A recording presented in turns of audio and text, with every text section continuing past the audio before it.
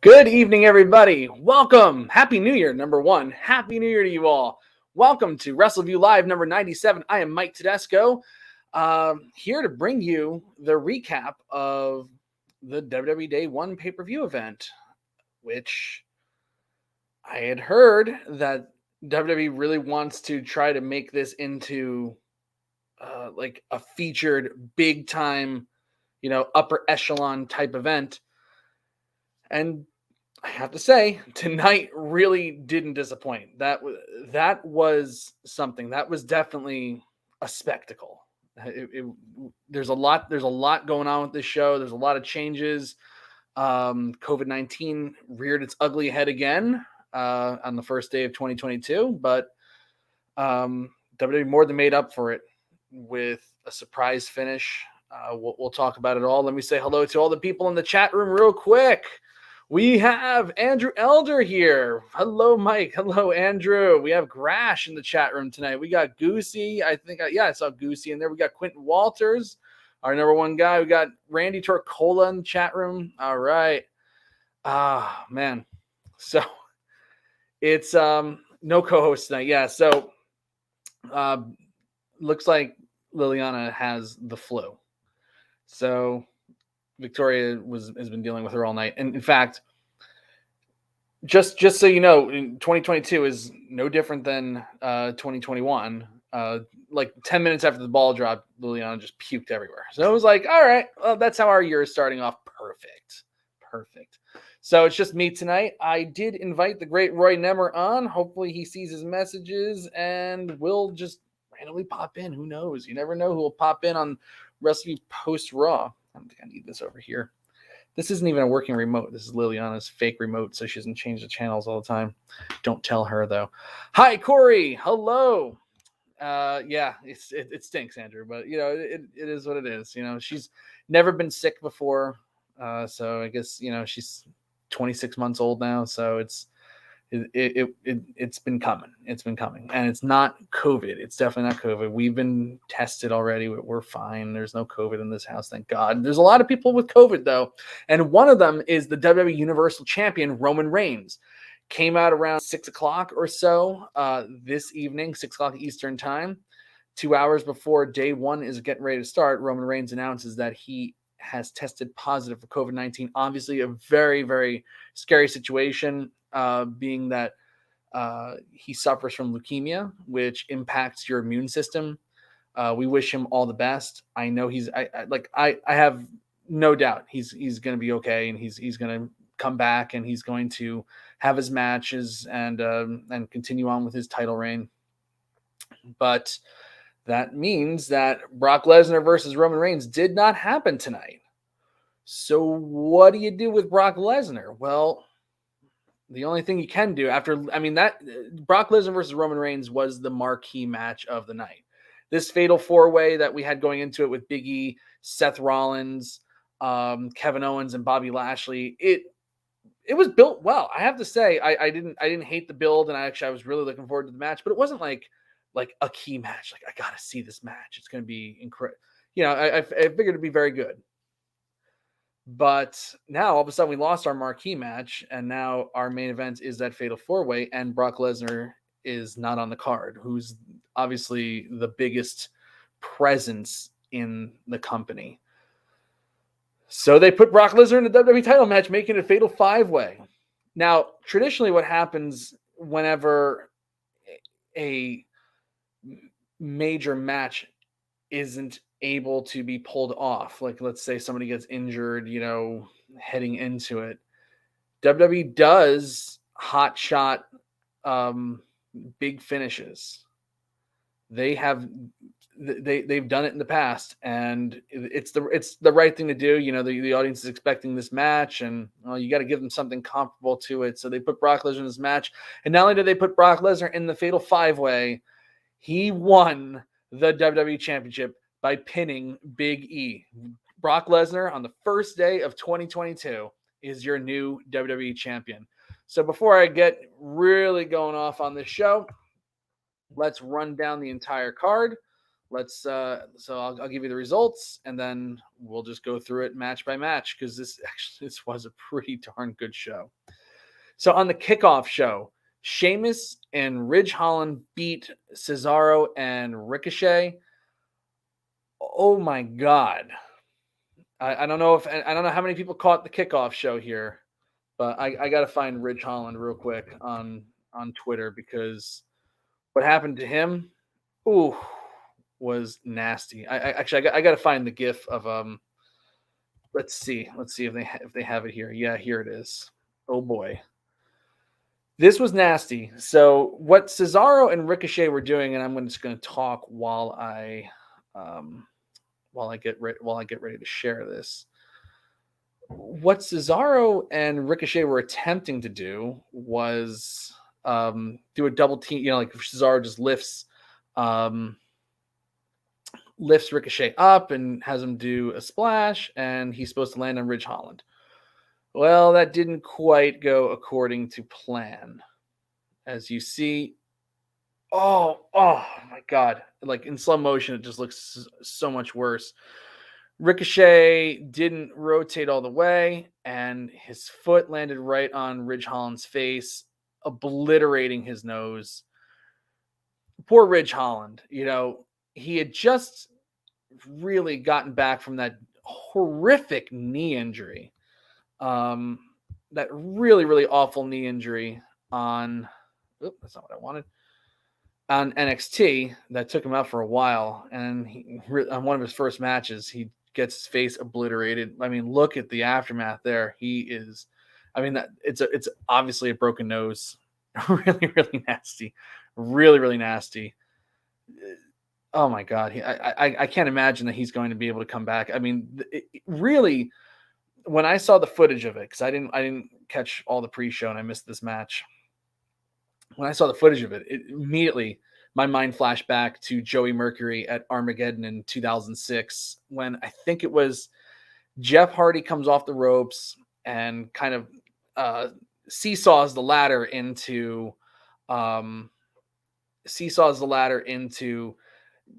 John Morrison and Joey Mercury's faces. And Joey Mercury really, his was much worse than Ridge Holland. I mean, because it actually, I think I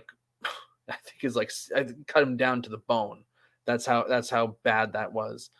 But Ridge Holland really, really got messed up in that opening match. Really, really got messed up, and it left Sheamus in there on his own. He does pick up the win there. Goosey saying, and the WWE and their dangerous as F talent that will face zero repercussions for their recklessness. I mean, it's hard to say that Ricochet does a ton of flips constantly. And I've never really seen him injure somebody like that bad. It's hard to say that he's dangerous. And again, like this is a double team move. Cesaro lifts him. Maybe he doesn't rotate all the way, and they were just off on their timing. And it happens. I advocate all the time. I think they do too many suicide dives. I think they do way too many flips. And something bad is always on the precipice of happening. So, and it happened tonight to Ridge Holland, and that sucks for Ridge. But I can't sit and say that Ricochet is a dangerous talent here. Anyway, getting back to the show now, on the main show on what used to be a pay-per-view, which is now a premium live event. That's the new term they're using for pay-per-view events. It's a premium live event, and they made sure to say that a bunch of times during the opening match. The Usos defeat the New Day to retain the SmackDown Tag Team Championship. After that, we have Drew McIntyre beating Madcap Moss. Madcap Moss and Happy Corbin do get their revenge later on in the evening by putting a chair over Drew McIntyre's neck and smashing it with some kind of scaffold thing. So Drew McIntyre now has a cervical strain. They love that term. I don't know why. RK Bro defeat the Street Profits to retain the Raw Tag Team Championship. Great match, and the Street Profits worked heel. I loved this one. Edge defeated The Miz when Beth Phoenix, his wife, made her, I guess, return or re-debuted or whatever it is to chase Maurice away. So long-awaited Beth Phoenix appearance has finally happened, and it looks like we're going to be getting Edge and Beth Phoenix versus The Miz and Maurice pretty soon. We had Becky Lynch beating Liv Morgan to retain the Raw Women's Championship, and finally in the main event, Brock Lesnar defeats Seth Rollins, Kevin Owens, Bobby Lashley, and Big E in a fatal 5-way match to win the WWE Championship. Wow. Well, I guess let's just start with the main event, because I don't know when Roman Reigns tested positive and when they announced, from when they announced it and came up with this match, but I don't think that this is a I think it might have happened today. I think Roman Reigns might have come to the arena, and I think they test before they get him in there, and he tested positive. And I do believe that this was all relatively short notice. No, I don't think that. No. I saw this on Twitter tonight too, with people saying that, oh, this was just an excuse just to hold off on Brock Lesnar versus Roman Reigns. If that happened, where they used COVID-19 as an excuse to get out of a match that they didn't want to present, I think because it will come out, like nothing stays private anymore. It will come out that they faked COVID-19, and with 800,000 people dead in this country, to use that as a fake storyline excuse to get at. No, they cannot. That would be devastating for them, and they don't really care about their fans. Let's be real. They don't really care. But for sponsors, that would be the PR disaster of the millennium, with all the money that they got rolling in now from TV deals and sponsorships. People, sponsors have come back to WWE after they lost them for years because they were too edgy with the Attitude Era and stuff like that. They got some big time sponsors on this show. They're not going to do that. That would hurt their bottom line.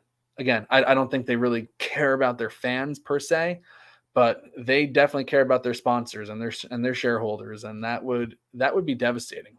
That would be devastating. I know it makes you think, Daniel, but I don't want to even go there, because it's just not the case. It's not the case. Roman Reigns has COVID-19. We just need to wish him the best, and that's it. There's no possible way that they use that to get out of it. Especially to get the title off of Big E. They could have done that with Bobby Lashley. They could have done that with Bobby Lashley. But let's talk about this. For a long time now, we've all been clamoring Brock Lesnar and Bobby Lashley. We love to see that match. I've been dying to see that match since Bobby Lashley returned to the WWE, and I believe it was 2018. And it's an unconventional way to get them to face off for the first time, but they really left you wanting to see more of that. Bobby Lashley got the better of Brock Lesnar in each exchange. There was really nothing that Brock Lesnar did to Bobby Lashley. It was all Bobby Lashley. Bobby Lashley spears him through the barricade. Bobby Lashley hits him with a spear. All this stuff. They gave you enough to want to see more. It wasn't like, he did all that stuff and then Brock Lesnar just annihilated him. No, Brock Lesnar, I think the only person he really didn't touch in this match was Bobby Lashley. So that, I know they're probably going to do Roman Reigns and Brock Lesnar probably at WrestleMania, which it makes sense. That is a marquee match. And they've done it in the past. We saw a couple WrestleManias with this, but now the roles are reversed. Roman Reigns is this super heel, and Brock Lesnar is an amazing face. Did you see his promo tonight when he came out, when Caleb Braxton knocked on the door and he did the whole Paul Heyman thing? He was awesome. Brock Lesnar, I'm sorry, I'm going to say it right now, and I'm probably going to catch hell for it, but Brock Lesnar is easily one of the greatest professional wrestlers of all time. most well-rounded, such a well-rounded package. He gets the business. He's phenomenal in the ring. He's a great character. He's got presence, and he can cut a pretty good promo. And he has a lot. He seems like he just gets it. I don't know, like when he had the Money in the Bank briefcase and he's walking around with it like it's a stereo on his shoulder. I mean, everything the guy does, he gets it. He knows how to brand, merchandise, the whole thing. I think he's one of the greatest of all time. And so he, it's a logical choice to give it to him because again, you didn't get your marquee match, so Brock Lesnar wins the title here. Big E. Now we gotta do the post-mortem on Big E's title reign here. And the booking was bad for Big E. I don't think Big E was booked well at all from winning the title. And I'm gonna go on to let's see if I can find Big E on there we go. I'm just curious from the time he won the title on yes, here it is. So he won the title on September. He won it in September. Okay. Nope. Yeah, he did. There it is. Okay. So he won it on September 13th. For all the shows that he did, like as soon as he won the title from he goes over to SmackDown. He's just kind of like in nothing matches. He lost a lot actually. Well, now I'm looking at this thing and he wins. But this website's keeping track of all the house shows that he did. He lost to Roman Reigns in Survivor Series. He lost to Kevin Owens by disqualification on Monday Night Raw at the end of November. He lost to Bobby Lashley by pinfall. Yes, there's a lot of tomfoolery there on Monday Night Raw in December. He lost, I think I saw 7 times on television in his title reign, which that's just not really great booking. The tag titles, I get it. Even the Intercontinental title, the US title, although Damian Priest has not lost since The Miz pinned him in his underwear the day after WrestleMania, at least by pinfall. I get like those like middling titles losing, but for somebody to lose that much, I don't know. I just, like the Big E reign never really clicked for me. It didn't really click. Yes, he did. Andrew is right about that. He did win the cage match in Memphis clean. That is true. And he beat Bobby Lashley in a really, really good cage match to kind of like cement his title reign. But it just wasn't. It just there was like no signature moments here. Like there's good matches, decent promos, but no signature moments here. And I really wanted that for him, and I think he probably would have. But again, when you lose your marquee match, they hot shotted the title onto Brock Lesnar to make everybody happy. See a title change, that gets everybody excited. So. I'll have to think more about the Big E title reign, but it didn't feel like much to me while it was going on. Now that it's over, it just feels like a missed opportunity. Like it had potential, but it just never reached it. But now we have, I don't know what they're going to do with Brock Lesnar and the Roman Reigns thing now and what they're going to do with the WWE title. Brock Lesnar is a free agent, so he can be on both shows. This bodes really, really well. I mean, like, this is a great opportunity for the USA Network who, they have Raw. They're paying $750 million for Raw. They feel like, it's well known that they're not happy with, how things get booked on SmackDown. Like remember they had a Hell in a Cell, a couple months ago on SmackDown, so they had to have one on Raw the day after Hell in a Cell, the pay-per-view itself. There's a lot of chirping that they're not happy. Now Raw has been booked much better. It really has. I can't say that Raw has been a disaster lately because it's actually been very, very watchable, very watchable. But hey, getting one of the biggest stars in professional wrestling on the show now because he's the WWE champion, this is a great opportunity for the USA Network. This should make a lot of executives pretty happy. It's kind of a happy little accident that happened here. Poor Roman Reigns gets COVID, but it opened some doors for some potential that maybe we would not have realized because they wouldn't have taken this chance, before. So I think we now have Brock Lesnar versus Bobby Lashley definitely on the back burner. I would love to see that. That could be a SummerSlam match. Like, I don't think WrestleMania, but definitely SummerSlam. We could definitely see it. Or who knows, maybe sooner, because he is the WWE champion. He will be on Raw. So there's a lot of opportunity here. That's what I'm saying. Seth Rollins and Kevin Owens were great in this, working together to, take it to everybody. It was just the match was all big moves, which is like that classic trademark Paul Heyman thing where it's just like, you have a main event. Let's just do all your big moves. It was almost exclusively big moves. There was no chin locks to be seen here. It was just as soon as they started, they attacked Brock Lesnar. And Brock Lesnar's hitting, Owens and Rollins with 3 German suplexes. Bobby Lashley's driving Big E's head into the ring post. Everybody's getting suplex and F5s and spears and all this stuff, frog splashes, stunner attempts. It was just big move after big move after big move. A lot of fun. I had a blast watching that match. It was just fast paced, rapid, just going. I loved it. And the result was favorable. The show opened up with the Usos beating the New Day to retain the titles. This was just a phenomenal match. I mean, how long have the Usos and the New Day been doing this now? Like this same matchup.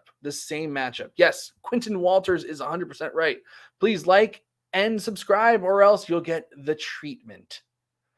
Thank you. Yes, indeed. You don't want to get the treatment. People have gotten the treatment in the past, and they all get released. You don't want the treatment. The Usos and the New Day have been really like the same matchup forever. I mean, they've done everything. They've had ladder matches. They've even competed in a Hell in a Cell match. It's so good every single time they're in the ring together, and it seems fresh and new every single time. I cannot believe it. Like I've been to pay-per-views, years ago with the Usos and the New Day facing each other. It never ends. And we never see a bad match. We never see them have an off night. It's always hard hitting. It's always fast paced. Like, my hat's off to those guys. Like every single, they never phone it in. Never. It's a phenomenal match. So it makes sense. You want to open up the show with a bang? Put them on at 8:00. And wow, to kick off the first pay-per-view of 2022, I mean, that was huge. It was such a damn good match. Really, really excellent. Randy's could be making a good point here. I think the WWE is missing out on building young talent in the tag teams while they have Usos and New Day to work with. Tag team wrestling has never been a priority for this company. I mean, that may be why, New Day and the Usos have worked together so much, because there's just really, through the years, there really haven't been that many tag teams. I mean, a tag team with Randy Orton is doing wonders for Riddle right now. Street Profits are doing really well with their tag team, but like they're like the exception. Like there's very few that are.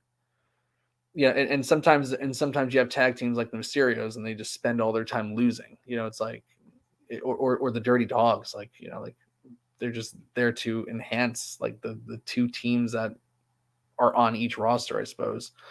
And Goosey's kind of right. A lot of the really good tag teams that are out there are signed with AEW, but also the good tag teams that are out there really aren't going to have opportunities with WWE anymore, because they're not signing wrestlers anymore. They're signing athletes, which is fine. I mean, athletes in the past have really worked out for the company. You have Kurt Angle is prime example of somebody who really worked out. Brock Lesnar, obviously, another guy really worked out.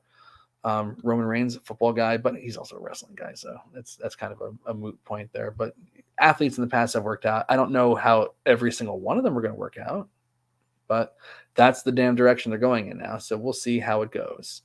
So yeah, it is kind of sad that, you have like you think about like Shawn Michaels with and Marty Jannetty, back in the day, where, if you just had Shawn Michaels come into the singles guy, he never would have stood out.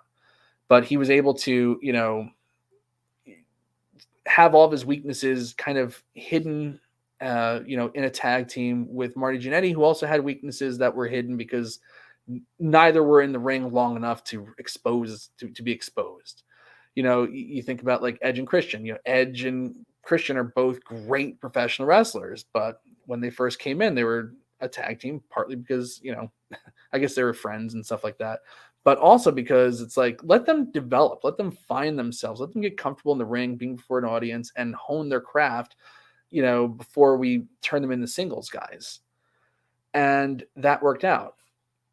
They tried to split up the Dudley Boys and let them be singles guys, and it didn't work out in WWE. Bully Ray, Bubba Ray Dudley as Bully Ray did have some success as a singles guy, but like it doesn't always work out, with tag teams, forming into good single stars. But they should have more. They should have more. And Daniel's kind of right. They kind of messed up the Hurt business there. They kind of did. When are we going to get the eventual RK Bro split? Probably before WrestleMania, I would say. We'll see what happens there. But again, back to Usos and the New Day, it was just phenomenal. And really, it's, even though we've seen the match a million times, go see it. Go out of your way to see it, because it was really freaking good. It was really freaking good. Madcap Moss versus Drew McIntyre. This went a little longer. It seemed like all the matches went long tonight, probably because they had to make up for there being no Roman Reigns versus Brock Lesnar, which probably would have gone a little while, because it seems like all the Roman Reigns matches go a little while. The opening tag match definitely went long, but it was all good. I mean, like, there was twists and turns, near fall after near fall, a couple great false finishes there, but it led to a lot of matches going along tonight. Drew McIntyre, Madcap Moss definitely went long, but it was good. It was actually better than I thought it had any right to be. Madcap Moss looked really good in this, and Drew McIntyre gave him a lot, through the match. And Drew McIntyre can have a good match with anybody, and that's an awesome spot to have on the roster, as being the guy who can have a damn good match with anybody. That's Drew McIntyre. He could definitely do that with anybody, and he had a great match with Madcap Moss. Another match, I think you'd be surprised if you checked it out. And Madcap Moss has some real damn good power. He's got something there. Now they have him saddled in a goofy ass gimmick right now, but is what it is. He'll find his way eventually. A lot of guys are on the roster for a few years before they eventually find their way. So there's potential there. I'm not going to go too high on Madcap Moss, because in this company now you can wind up with severe disappointment, going too high on somebody, because they release people like no tomorrow, But we'll see. We'll see how it all pans out. The Migos accompanied the RK Bros to ringside, and as they faced Street Profits. This match was just great, really, really great. I loved the Street Profits working heel. Montez Ford is an excellent freaking heel. Now they did cement the fact that they are faces after, because they all shook hands after the match and celebrated together, and there's no sneak attack blindside. But man, there is definitely potential for the Street Profits to have an extended heel run. I think that could be something that would be really, really awesome. It's always good. It's fun to have the happy-go-lucky, face, tag team, high-fiving the fans and doing the solo cup thing. But man, like, them as heels, like that could take both of those guys to the next level. Montez Ford is, I think he's a future star. He's just a future mega star. Got all the charisma in the world, great athleticism, great look. Angela Dawkins, same thing. Great athleticism, great look. Both can cut a promo. I'd love to see what they can do as a heel to take them to that next level. I think that could be Really, really awesome. So RK Bro does get the win here after Orton hits Ford with a pop-up RKO. Riddle popped him up, and Orton hit the RKO for the win. They all celebrate with the Migos. That they wrote the song for Day One, the theme song. So they were there.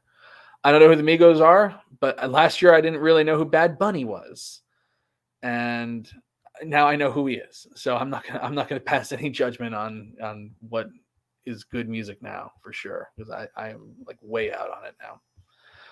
The Miz versus Edge. This also went long. This match, I mean, the end was great with Beth Phoenix coming out and scaring Maurice away. They did, they finished strong, and they had Edge do the Brood entrance and all that stuff. So that was fun. But man, like this just never clicked for me. Like they were doing, like Daniel says in the chat, they were just doing stuff. It was just nothing really seemed to connect to the other. And I didn't put this on Twitter, and I really thought about it because it is a discussion to be had. I've never ever liked them using the crossface. I hated it. When I think they started using it in 2008 after the tragedy kind of subsided with the Benoit thing, but it was really like reserved only for like Triple H and Shawn Michaels were using it because I guess they felt like they were, big enough and untouchable enough that they could just bring in the crossface. I feel like that's just like one of those moves that just should just be retired. And they kind of built the crux of this match around Edge putting the crossface on the Miz. And it's, look, it's been this year, it'll be 15 years since the Chris Benoit tragedy. I can't believe it's been 15 years. I mean, like, actually just thinking about it, it will be 15 years this year. It seems like yesterday to me. I can still, remember like, that feeling. And yeah, anytime they break out a crossface in a match, it's just like, stop. Really, just stop. They built a whole match around it. And on top of that, they do it in Atlanta, just miles away from the house where the horror happened. You can say, "Oh, Mike, you're being soft. It's just a move." It's not. It's not just a move. When I defy anybody who's been watching this product for any length of time that knew who Chris Benoit was, that when that crossface goes on, you don't immediately think of that. There's no possible way that you're lying to me if you say you don't. There's no possible way that you can see a crossface and not think of Chris Benoit. And Daniel brings up a good point. Vice brought it back to the forefront again. The label lock is slightly different, but yeah, it does look like that. It does look like the crossface, but I guess if it's a hammer lock or whatever, but it's slightly different. But yeah, I'm not a big fan of the label lock either. But the crossface, just the pure crossface, it's uncomfortable, and it made me uncomfortable, watching it. That was like, and I was like, they built the whole match around that. It was like so weird. Anyway, so we get to the match. It didn't click, and it wasn't just the crossface. It was not just the crossface. It was just, I don't know. Like Edge hasn't had a match in a few months. Miz hasn't had a match in a few months.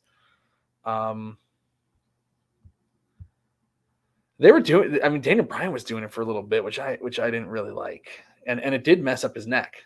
It's just, whatever. I don't know. The headbutt should go away forever. That's. I mean, like I remember Harley Race is the one who invented the move, and he said that that's like he wishes that when he was alive, he said that was the one thing I wish I could take back is that damn headbutt. because it can really ruin somebody. So anyway, the match, I don't know. I don't know if they were just rusty or whatever, but there was just something about it just never really got to that next gear for me. It wasn't horrible or anything like that. I'm not saying it was a bad match, and in fact, there were some good parts of the match. But for as long as it went, it just never got into that next gear. I mean, they did finish strong with Beth Phoenix coming out, but I don't know. It just never got there for me. I saw some people lauding it online. I saw some people not liking it online. So it seems like this is a divided opinion here. Liv Morgan versus Becky Lynch. WWE's promo department, they're the ones that make the video packages for all the matches. They've been phenomenal, and I think in the last 5 to 7 years, they've really been tested because they've been given some awful stuff that they have to make look like it's really exciting and get you excited for a match. And most of the time, they're totally successful. They can take a horrible storyline, and we've all seen them do it. They can take a storyline that's just died to death a million times on TV and make it look like, oh wow, like this looks like a match I kind of want to see. They could do nothing with the promos that Liv Morgan was cutting over the last couple of weeks. Oh my God. Like the promo delivery was so bad that they couldn't save it.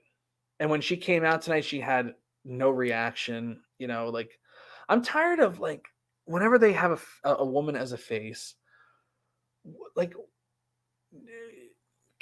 I hope that they have a woman booking, or at least helping to make the decisions for booking these matches, because I hate that women are always stereotyped. Like if you're a face, that when something doesn't go your way, you cry.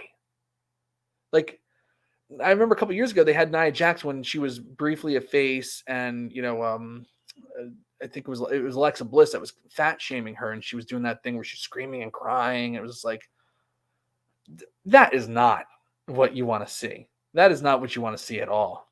And in fact, one of the best stories they had, involving a woman in a major storyline really was the Mandy Rose and Otis thing. It was completely booked and written by a woman, and of course they fired her a month later after WrestleMania 36 with the first round of their enormous budget cuts that they've since never stopped doing. But man, I am so tired of the crying and and I don't know, like Becky Lynch was phenomenal in this, and nobody wants to boo her. They're piping in boos on the screen, and then you see people in the crowd when she poses that they're just jumping up and down with glee because she's out there because they love her so much. It's like the whole thing is just totally mixed up. Becky Lynch should be a face. Liv Morgan, I don't know what the hell they're doing, but they never should have had her cut those promos. And when they had her cut one bad promo, it was like, okay, lesson learned. We won't do that again. Instead, they doubled down and had her weeks and weeks of this stuff. And it wasn't like she had a ton of momentum going into her first title match with Becky Lynch in Memphis, where Mr. Andrew Elder was at. But whatever slight momentum that they had for her, and they tried to, magnify it into being something bigger than it really was totally gone. Now, they did have a good match here. It wasn't great. There was a couple of really rough spots here, and Becky Lynch was, I think on a pay-per-view, I know that they really don't want the women working too snug because they don't want them getting busted open. And God forbid a woman bleeds on television, or anybody bleeds on television. It shouldn't be. But they have the women work extra light because they don't want them to mess up their faces. But Becky Lynch went for this like diving leg drop early on in the match where Liv Morgan was hanging over the second rope, and it just looked so weak and so awful. There was a moment where Liv Morgan went for a suicide dive that was just mistimed and horrific, and they just didn't look like they were, like, early on, that they were really on the same page, and it just wasn't good. It just wasn't a good match early on. It did pick up at the end. Becky Lynch really is an awesome professional wrestler. she made Liv Morgan seem like a threat, throughout the match. She was, like her facial expressions were definitely putting Liv Morgan over as somebody to watch out for and stuff like that. But at the end of the day, I don't think the finish was ever really in doubt. And Becky Lynch gets the win. It was a flat finish after it started to pick up towards the end, but then it was just like a totally flat finish with a sloppy manhandle slam that just kind of ended it all. It was like, ugh. I guess I guess the answer to Goose's question here, they honestly have no better talent to give Becky a run than Liv. I mean, they have Bianca Belair just sitting on the sidelines right now, but I think they're saving that for a bigger match. They have Rhea Ripley, for God's sake. What the hell are they doing with Rhea Ripley? She's in a nothing tag team with Nikki Ash that, oh my God, it's just brutal. It's like everything about that match, that pairing is just awful, and it's an awful waste of Rhea Ripley. It's shameful. But anyway, I don't want to get too negative here because this show was actually really, really good. After the women's title match, we had the main event, which picked everything right back up and finished it with a huge surprise of Brock Lesnar winning the WWE Championship. Overall, I think that if they want to establish this show and as a must-watch major league level pay-per-view, if in the years to come, it was a great first night. Next year, January 1st is on a Sunday. And then the year after that, I'm trying to think. Let's see what it is. January 1st will be on a Monday in 2024. So are they going to cancel Monday Night Raw to have day one? I don't know. It's going to be weird. But we'll see. We'll see what happens. We'll see what happens there. It might be. Maybe they'll do it on December 31st. But I think that would be a disaster. I think people would rather watch the ball drop than. We'll see. Yes, indeed it will be. It will be on a Monday. But we'll see what happens. Overall, I want to know what everybody thinks in the chat room. I'm going to pull up what they think on Twitter. I think we're going to have some. I think most people are going to be in agreement. We'll see what happens. All right. Yep. All right. Let me pull this up while everybody gives me their thoughts. All day, Mike. Day one and yeah, we'll see what happens. I remember they did like an NXT take. I think they did an NXT takeover. No, they did a takeover UK show, and then there was an AEW show, and I recapped both of those shows. I remember that. That was like in 2019 or something like that. Anyway. So we have 76% thumbs up on Twitter. All right. Initiator, thank you very much. Cheers for the recap, Mike. Thank you. I appreciate it. Waiting to hear what everybody thinks of the show in the chat room, but I'll tell you my thoughts on it. It was just an awesome show. It really, really was. I have to give it a thumbs up all day long because it was really good. Andrew Elder says, thumbs up. Daniel Shell says, well, Raw should be interesting. Well, I mean, we're 2 years away from it. So, let's, I want to enjoy my life right now because I want to be 35 in 2022. So that's a little scary. And I don't want to be thinking about when I'll be 37 in 2024. So let's just let's just slow it down a little bit. Slow it down because life moves really friggin' fast. Timid thumbs from Quentin Walters. Timid. Oh my goodness. Randy Tricola missed a chunk in the middle, but what I saw was good. Loved Usos and New Day. Yeah, absolutely. If you miss a chunk in the middle, that's okay. Will make me watch Raw. Thumbs up. Yeah, I got to tell you, I cannot wait to get on the post-Raw show. It feels like I feel like I should be saying it's going to be tomorrow, but it's not. It's, the show was on a Saturday, so it's going to screw up my whole entire weekend and my entire mindset. So we'll see what happens. But yeah, I can't wait to get on Raw on the post-Raw show and talk about that show. I can't wait to just watch Raw, and that's a really nice feeling. It's like, there are times that I really dread watching that show, and I think I talked about it the last time I did a post-Raw show with Victoria that, man, it's been a lot easier to get up and say, oh, well, I'm going to recap Raw now because it has been good. It's been worth watching. Yes. Corey, there will definitely be some retro recaps this year. We'll be doing some retro Raw recaps. Going to try to cover the whole entire Attitude Era. So hopefully there'll be a weekly feature coming up soon. Yeah, I hardly ever said that in 2021, but it was happening toward the end of the year.